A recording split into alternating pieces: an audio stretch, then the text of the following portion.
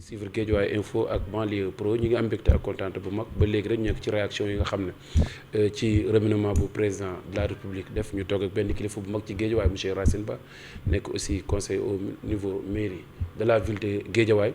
ku ñëpp xam ci dëkk bi aussi tamit di fi def liggéey bu am solo monsieur Racine maa ngi lay ziar. waaw maa ngi leen di fay di leen dalal di souhaiter la bienvenue ci Guédiawaye mais vous êtes des fils de Guédiawaye ça se comprend. gis nañ ko président fan yi ñaari fan wala ñetti fan mi ngi liggéey ci remaniement bi ban lecture ngay def ba nga déggee nomination yi. waaw félicité ko di wax aussi il n'a pas déçu parce que on n'en attendait pas moins de lui wax dëgg yàlla bu fekkee yàlla rek la ñuy waxal ku xam Macky xam ko ci fulla xam ko ci fayda xam ko aussi ci am personnalité ak bañ kenn ku ko conditionné. La preuve en est que bu waree def li muy def da koy def su warul def li muy def it day bàyyi ba mu jot rek mu def ko il a osé folli gouvernement bi jël le temps de lecture nécessaire génnewaat un gouvernement boo xam ne je crois que c'est un gouvernement d'union et d'entrisme donc bravo au président. ñu gis ci nomination yi ay surprise da cee am ñoo xam ne kenn foogut woon na doon génn ci gouvernement bi ñu génn ci gouvernement bi. exemple ku ci mel ni le ministre de l'intérieur Aly Ngouille Ndiaye monsieur Amadou Ba affaires étrangères Omar Youm ainsi de suite Mokhtar Cissé ban lecture nga ciy def. waaw loolu xam nga day wane ni rek nul n'est indispensable te wax dëgg yàlla boo xoolee au Sénégal xool li fi nekk ci ay kanfoore xool li fi nekk ci ñu jàng ak ñu am compétence donc mën nañu wax que ni il a l'embarras du choix te ñooñu it wax dëgg yàlla gàcce ngaalaama ils n'ont pas démérité. bay nañ seen waar ci naal bi li ñu waroon def nañ ko le président a jugé que soxla na leen ci yeneen station peut-être loolu moo tax mu remplacer leen te comme il est à la recherche de compétences aussi day seet toujours loolu moo tax à mon humble avis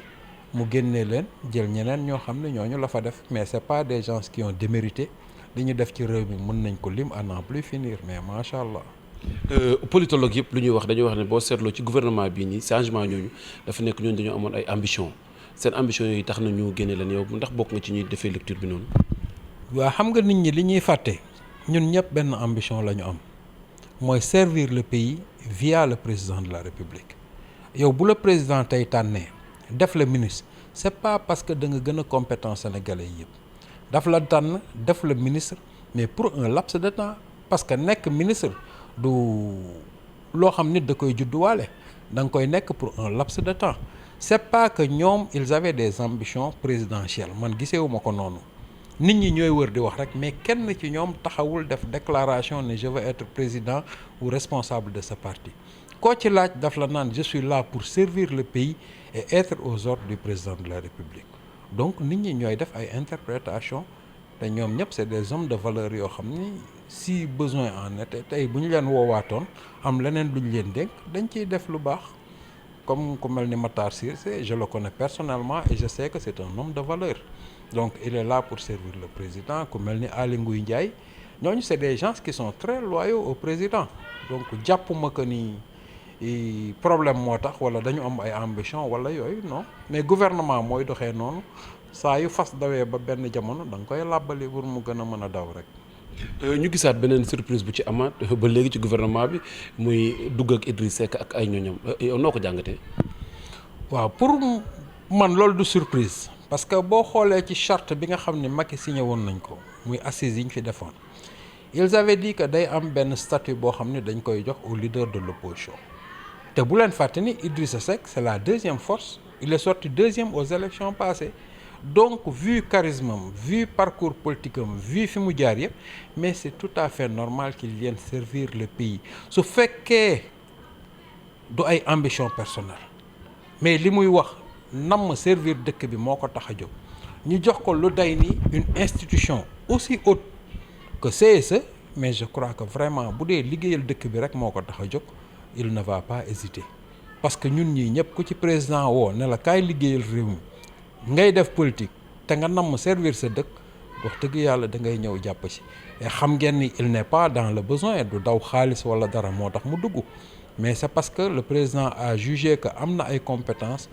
am na ay valeur moom xool na ba xam ne war na dimbali réew mi fi mu toll ci chambre boo xam ne aussi prestigieuse que chambre boobu il est venu servir le pays à côté du président.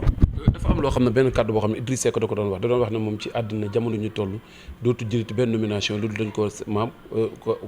conseil municipal bu Thiès wala mairie de Thiès wala président de la république moom dootu xaarati beneen nomination 2012 mu bokkoon ci coalition bu fal Macky Sall bëggoon ko nommé mu jox ko ay ñooñam tey mu wëlbati ko waat ñu koy nommé waat yow loolu amul ko est-ce que contradiction amu ci. non je ne pense pas que contradiction parce que avec le temps nit ki da ngay jël recul parce que comme li ngeen di def les réactions à chaud là daf lay fekk ci benn état d'âme mais boo toogee xool dëkk bi fi mu jaar xool situation de crise bi ñu dund dans le monde xool jafe-jafe yi dëkk bi am nga xalaat ni war nga mën a jàpp ci benn wàll pour réew mi bañ a suux je crois que bu ñu la wooyee pour nga servir le Sénégal kooku da ngay ñëw et c'est ce qu'il a fait parce que bu leen fàtte ni ñu ngi ci situation Covid bu métti ñu ngi ci après Covid boo xam ne vraiment boo xoolee deuxième vague bi am en Europe il y a des situations très tendues qui risquent de se passer un peu partout buñ ko woowee ci situation boobu dénk ko nee naa leen encore une chambre aussi prestigieuse que biñ ko jox wax dëgg yàlla bu dee Sénégal dong moo ko ñor il doit venir soutenir le président. ban lecture ngay def tey ci lu ñuy wax naan politique du biir day xëy rek ba sit. waaw loolu de dëgg la moom parce que mbir mi li ñuy wax rek da ngay nekk ci waar wi rek bu fekkee nam servir sa réew moo la tax a jóg fun la woo rek nga nekk fa bay fa loo mën c'est pas que yaa gën a compétent mais réew mi dalay ñor goo xam ni da ngay taxaw pour servir le Sénégal et je crois que c'est ce qu'il a fait et je le félicite aussi au passage. bientôt ñu dugg ci local yi ambition Racine ci local yi. waaw je crois que yéen a ngi may bëgg firiloo gént goo xam ni ñëwagut ndax loo xam xamaguñu datam xamaguñu nu muy demee wax dëgg yàlla loolu je crois que mënaguñ ci wax comme ni ñu waxee rek on est des politiques on est là pour servir la population. buñ ca yeggee rek dinañ xam parce que dañu nekk ci benn parti boo xam ne dafa am règlement am statut